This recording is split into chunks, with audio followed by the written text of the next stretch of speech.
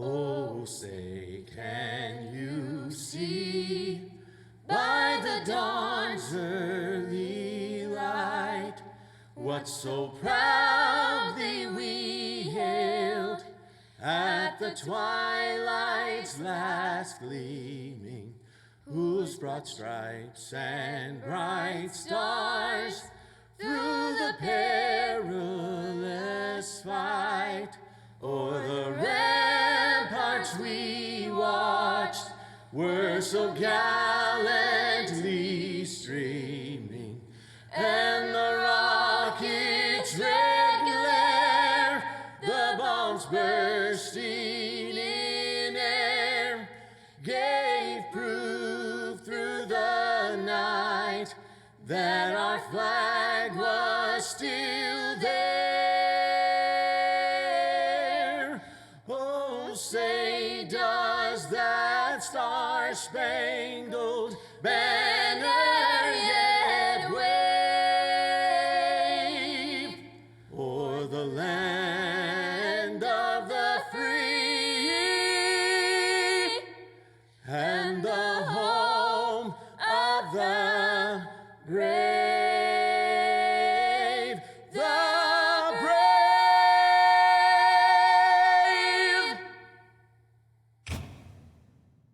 I pledge allegiance to the flag of the United States of America and to the republic for which it stands, one nation, under God, indivisible, with liberty and justice for all. Thank you. Hello, Knoxville. This State of the City address comes during an unprecedented and uncertain time for the Knoxville community. Our intentions, even just a few weeks ago, were to deliver this year's address in person, all of us gathered together, from the bustling construction site of the new public safety complex in North Knoxville. I looked forward to a day of celebrating major accomplishments and looking ahead to exciting new projects. Of course, this year, we need to take a different approach. And while a lot has changed, let me assure you, the spirit of our city has not. I want to begin by thanking all our first responders, medical professionals, and essential workers facing the front lines of this pandemic. We see your sacrifices, and we appreciate you. We have also seen countless other people band together in the face of adversity. Even while staying apart, our community has come together to lift each other up through food drives and PPE collections, GoFundMe accounts, and United Way donations. It is evident our volunteer spirit is alive and well. As we all adjust to our new normal, the city of Knoxville has been adjusting too. We've been tightening, even slashing some areas of the budget. We've had to change the ways we do business to keep our employees safe while still maintaining essential services. Each day, we seek new ways to support the people hurting the most as we navigate this pandemic. It is a time of adaptation, of innovation, of collaboration, and of efficiency, now and as we look toward the road ahead. The city of Knoxville is fortunate to be on firm financial footing despite the very real impacts of COVID-19 and the reduced sales tax revenues that we project over the coming months. Years of responsible stewardship of taxpayer dollars affords us the ability to weather the economic implications of this storm without furloughing staff, cutting services, or deferring maintenance of critical infrastructure. We will keep the government working for you, and we will do so this year without a tax increase. However, it is a year of fiscal austerity.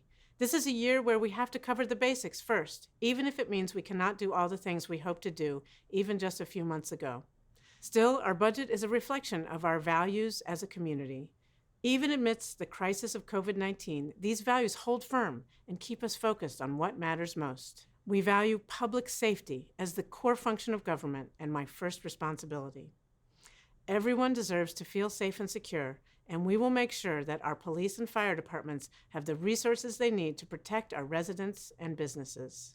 This year's proposed budget includes funding to support the deployment of body-worn cameras for police officers as part of our continuing efforts to increase transparency and accountability. We will also join with Knox County in supporting the critical work of the Knox County Emergency Management Agency, a small but nimble team at the center of our community's response to COVID-19 and many other emergencies throughout the year. Across the city, perhaps now more than ever, we desire neighborhoods that are healthy and connected, both physically and socially.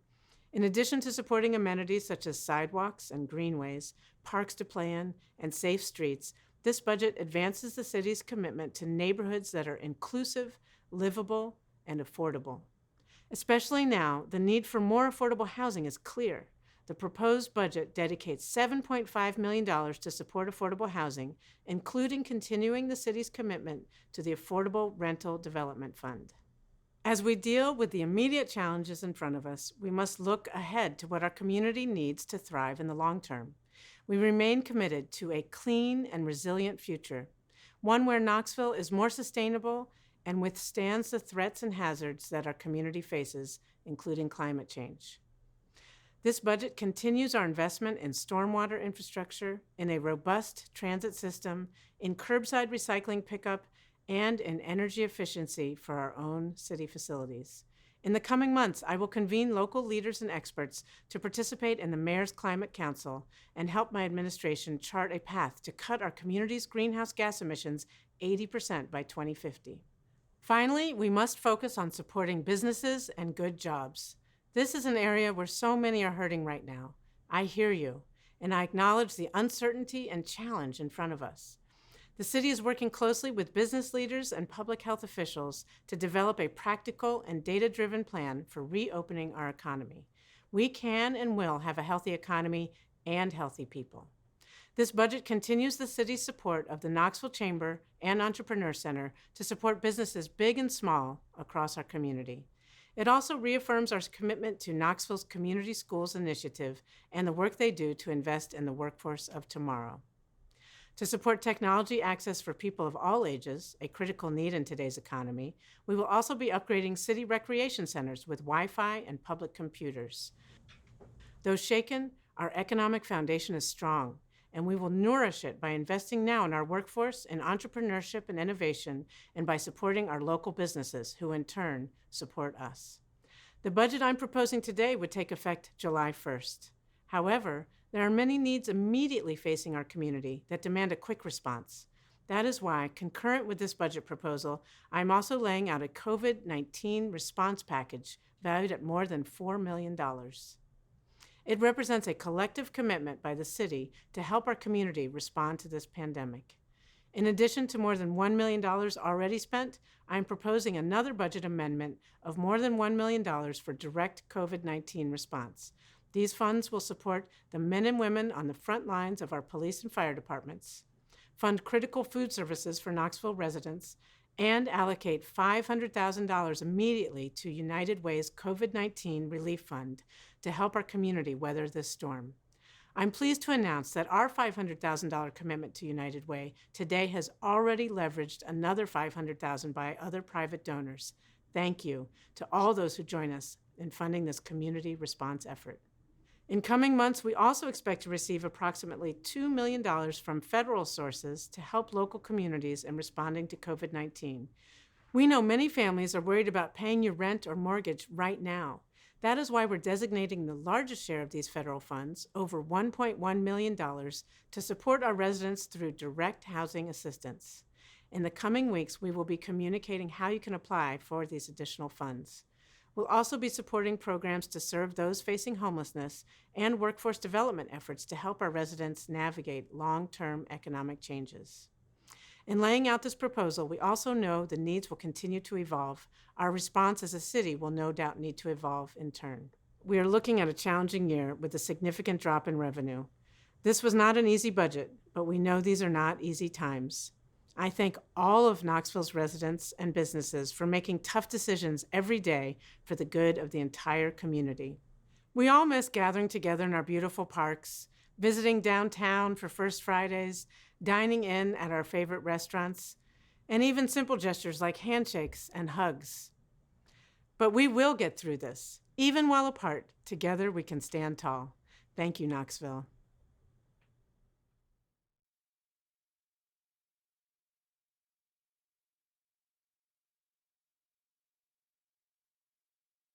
State of the city, green, greener. We're cloistered today, but our city blossoms around us.